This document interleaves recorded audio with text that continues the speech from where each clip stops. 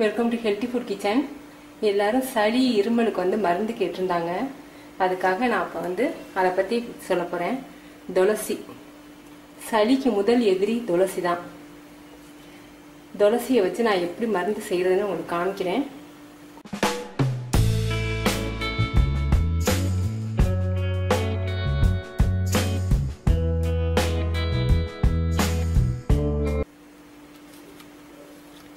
இது கற்பூரவள்ளி.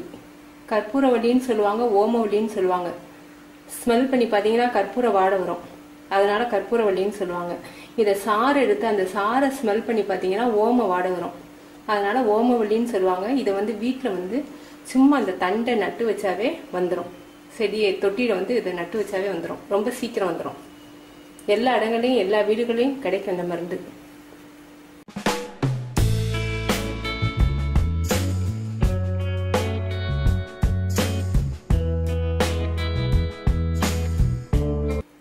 இது வந்து தூதுவளை. தூதுவளையில முள் இருக்கும், முள் நிறைய இருக்கு பாருங்க, முள் இருக்கும். இது வந்து ரசம் வச்சு சாப்பிடலாம். ரசம் வச்சு சாப்பிட்டா அந்த சளி கரையும். அதே மாதிரி துவையல் அரைச்சு சாப்பிடுவாங்க. கீரைக்காரங்கிட்ட சொல்லி நீங்க கேட்டு வாங்கிக்கலாம்.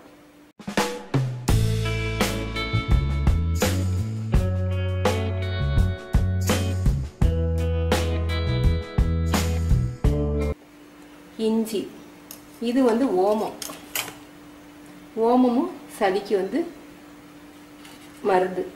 அதே மாதிரி மிளகு சீரகம். மிளகு சீரகம்,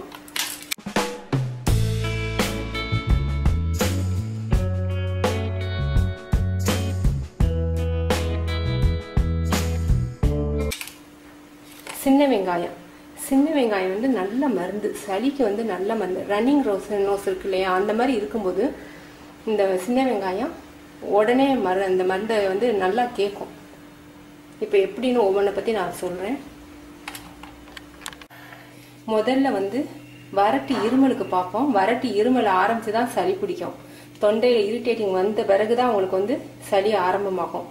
வறட்டு இருமலுக்கு என்னென்னு மருந்துன்னு பார்ப்போம்.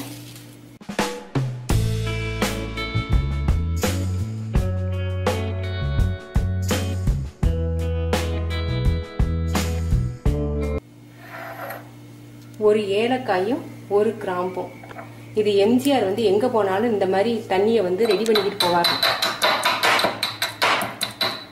இதை நச்சுக்கோங்க. ஒரு கிராம்பும் ஒரு ஏலக்காயும்.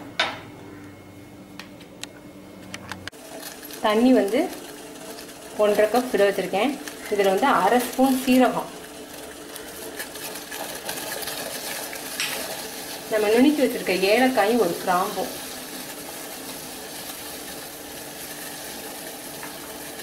இது நல்லா கொதிச்ச பிறகு, இது ஆறின பிறகு நம்ம தேன் சேர்க்கணும். சூடா இருக்கையில தேன் சேர்க்க வேண்டாம். ஆறின பிறகு 1 ஸ்பூன் தேன். சுகர் பேஷண்ட் வந்து தேன் சேர்க்க வேண்டாம். இது வந்து வறட்டு இருமலுக்கு நல்ல மருந்து. அதிகமாக டீச்சர்ஸ், அவங்க டீச்சர் வேலை பார்க்குறாங்கல்ல, அவங்களாம் அதிகமாக பேசுவாங்க. அந்த மாதிரி இருக்கும்போது அவங்களுக்கு தொண்டைக்கு இந்த தண்ணி வந்து இதமா இருக்கும்.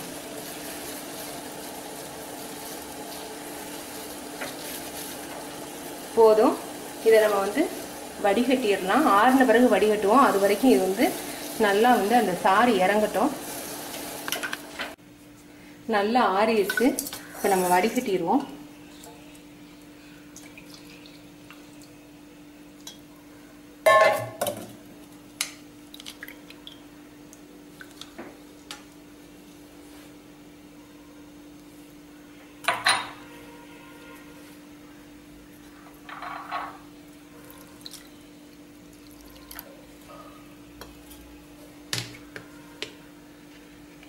இந்த தேன் கொஞ்சமா சேர்த்துக்குங்க.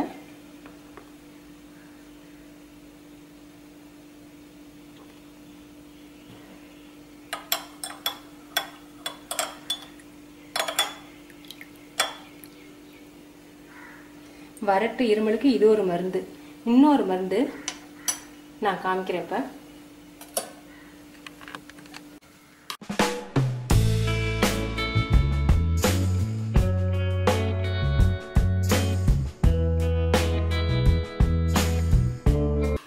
1 டம்ளர் தண்ணி சுட வச்சிருக்கேன். லேசா வெது வெதுன்னு சுட்டா போதும்.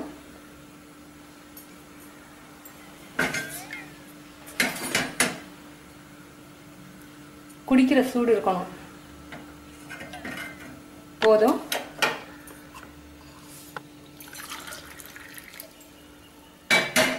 இதை நம்ம கல் உப்பு போட்டு கார்கிள் பண்றது.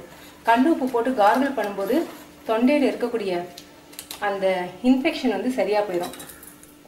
இது ஒரு நாளைக்கு 3 நேரம், காலையில சாப்பிட்ட பிறகு பண்ணலாம், மத்தியானம் சாப்பிட்ட பிறகு பண்ணலாம், நைட்டு படுக்க போகும்போது நீங்க இதை கார்கிள் பண்ணலாம். கல்லுப்பு தான் போடணும். கல்லுப்பு போட்டு கல்லுப்பு நல்லா கரைஞ்ச பிறகு நீங்க கார்கிள் பண்ணணும். அதே மாதிரி பல் டாக்டர் போனீங்கன்னா மவுத் வாஷ் கொடுப்பாரு. மவுத் வாஷ் பல்லுடைய எனாமலை பாதிக்கும். பல் டாக்டரே சொல்றது என்னன்னா, கார்கிள் பண்ணுங்க, கல்லுப்பு போட்டு கார்கிள் பண்ணுங்க அப்படின்பாரு.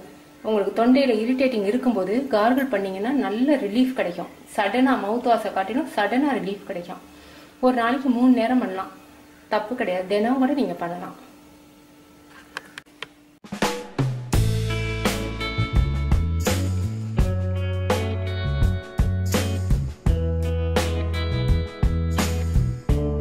வாயில புண்ணு இருக்கும்போது உப்பு தண்ணி போட்டு கார்கிள் பண்ணும்போது அந்த வாய் புண்ணும் குணமாகும். இப்போ நம்ம அடுத்த மருந்து வறட்டு இருமலுக்கு அடுத்த மருந்து துளசி, தேன், இஞ்சி சின்ன பீஸ் எடுத்துக்கோங்க. இப்போ 1 டம்ளர் தண்ணி கொதிக்க வச்சிருக்கேன். 1.5 டம்ளர் தண்ணி 1 டம்ளர் தண்ணியா வத்தட்டும். அதில் இஞ்சி, துளசி ரெண்டையும் போட்டு கொதிக்க விடுங்க. 1.5 டம்ளர் 1 டம்ளரா மாறின பிறகு நான் உங்களுக்கு காமிக்கிறேன். நல்லா கொதிச்சு 1 டம்ளரா வத்திருச்சு. இது ஆறின பிறகு இதுல நம்ம இப்ப தேன் சேர்க்கலாம்.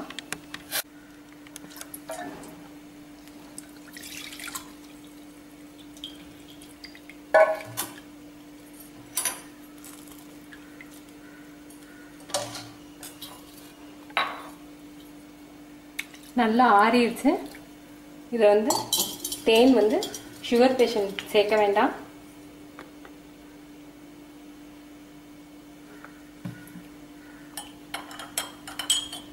குழந்தைங்களுக்குன்னா இன்னும் கொஞ்சம் தேன் கூட சேர்த்துக்கலாம்.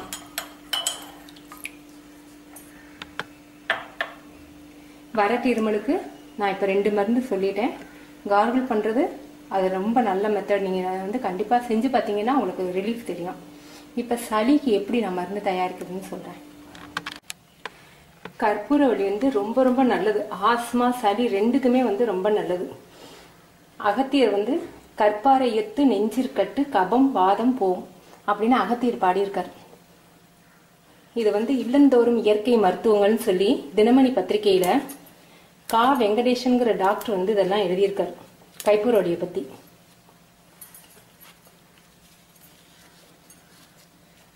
நல்லா கழுவி சுத்தம் பண்ணிக்கங்க. ஒரு 6 இலை பறிச்சிருக்கேன். இதை கருதுல குத்திக்குவோம். 2 வெங்காயம் லேசா நச்சுக்குங்க.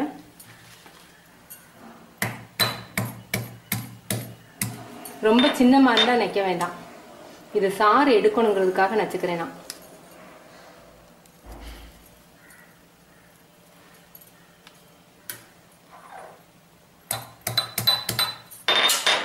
இது 5 வயசுக்கு மேற்பட்ட குழந்தைகளுக்கு கொடுக்கலாம். அல்சர் இருக்கிறவங்க இந்த மெத்தட்ல சாப்பிடக்கூடாது. இதை எப்படி செய்யறதுன்னு காமிக்கிறேன்.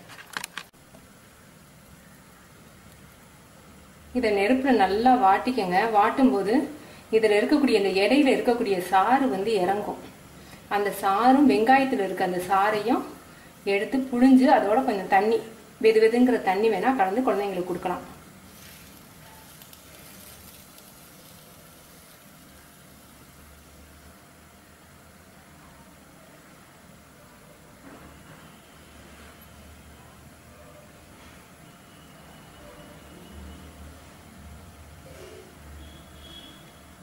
எங்க அம்மா இந்த மாதிரி கொடுப்பாங்க. இந்த மாதிரி எடுத்து சாறு எடுத்து சங்குல கசக்கி சாரை குழந்தைங்களுக்கு எடுப்பாங்க. சங்கு எடுக்கையிலே குழந்தைங்க ஓடி போயிடுவாங்க. கொஞ்சம் ஆற ஊற்றி கசக்கி சாறு எடுத்து காமிக்கிறேன். கருதுலேருந்து எடுத்துட்டேன். இந்த ஒரு இலையை மட்டும் உங்களுக்கு கசக்கி காமிக்கிறேன். எவ்வளவு சாறு வந்திருக்குன்னு பாருங்க.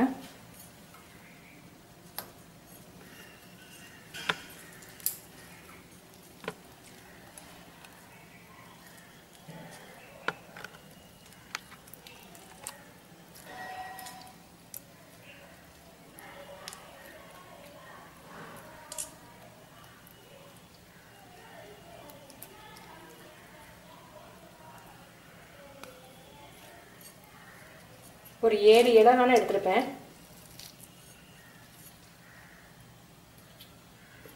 நல்ல வாசமா இருக்கும்.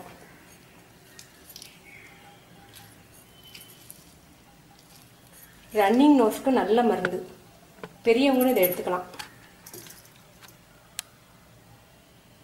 இது ஒரு சங்குக்கு தான் வரும். 3 வயசுக்கு மேற்பட்ட குழந்தைங்களுக்கு இந்த மருந்தை கொடுத்து கொஞ்சம் சாப்பிட்ட பிறகு அவங்களுக்கு கொஞ்சம் தேன் வாயில் கொடுக்கலாம், கசக்காமல் இருக்கிறதுக்காக. ரொம்ப கசக்காது, மீடியமாக தான் கசக்கும். வேணும்னா ஒரு வெங்காயம் கூட நீங்கள் வச்சுக்கோங்க. பெரியவங்களுக்கு 2 வெங்காயம் ஓகே, சின்ன பிள்ளைங்களுக்கு ஒரு வெங்காயம் கூட வச்சுக்கோங்க. நீங்கள் செஞ்சு பாருங்கள். இன்னும் அடுத்த மெத்தட் நான் காமிக்கிறேன்.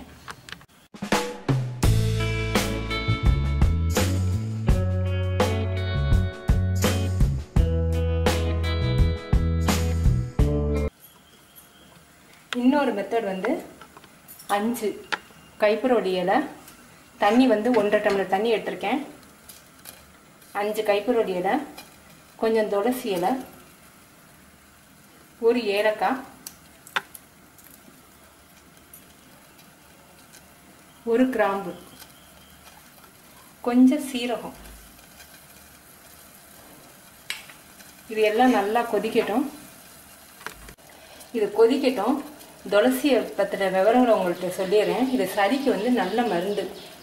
ட்ரிங்க்ஸ் சாப்பிட்றவங்களும் ஸ்மோக் செய்கிறவங்களுக்கும் வரக்கூடிய லிவர் சம்மந்தப்பட்ட நோய் காரணமாக கார்பன் டெட்ரா குளோரைடுங்கிற ரசாயனத்தினால அந்த பாதிப்பு ஏற்படும். அந்த மாதிரி சாப்பிட்றவங்களுக்கு, ஸ்மோக் பண்ணுறவங்களுக்கும் ட்ரிங்க்ஸ் சாப்பிட்றவங்களுக்கும் அந்த கார்பன் டெட்ரா குளோரைடுங்கிற ரசாயனத்தினால பாதிப்புகள் வரும். அவங்களுக்கு வந்து இந்த துளசி வந்து ரொம்ப நல்ல மருந்து. டாக்டர் நரேந்திர சிங்குங்கிறவர் ஒரு எலிக்கு வந்து தினம் துளசி மருந்தை கொடுத்துட்டு ஒரு நாள் கார்பன் டெட்ரா குளோரைடை வந்து இன்ஜெக்ஷன் மூலமாக அதுக்கு செலுத்தி பார்த்தா அது வந்து செத்துருக்கணும். ஆனால் வந்து அது உயிரோடு இருந்தது காரணம் துளசி சாருன்னு சொல்லி ஆராய்ச்சியில் கண்டுபிடிச்சிருக்காரு. துளசி சார் வந்து ரொம்ப நல்லது. ஆனால் சின்ன வயசு குழந்தைங்களுக்கு அடிக்கடி துளசி கொடுக்கக்கூடாது. தொடர்ந்து துளசி எடுத்துக்கும் போது மலட்டுத்தன்மை வந்துடும். வயசானவங்க வந்து துளசி எடுத்துக்கலாம். சின்ன குழந்தைங்களுக்கு, அந்த டீனேஜில் இருக்கிற பசங்களுக்கு வந்து 3 நாள் தொடர்ந்து துளசி கொடுக்கலாம், தப்பு கிடையாது. தொடர்ந்து தான் 3 மாதத்துக்கு எடுத்துக்கக்கூடாது, அந்த மாதிரிலாம் எடுத்துக்கக்கூடாது. சர்க்கரை நோய் இருக்கிறவங்க இன்சுலின் ஊசி போட்டுக்குவாங்க. அவங்க வந்து இந்த துளசி 3 மாதத்துக்கு கண்டினியூவாக துளசி சாறு எடுத்துக்கினாங்கன்னா அந்த ஊசி போடுறத குறைக்கலாம். நீங்கள் வந்து செஞ்சு பாருங்கள். இப்போ இது கொதிச்சிருச்சு, நம்ம இதை வடிகட்டிடலாம். இப்போ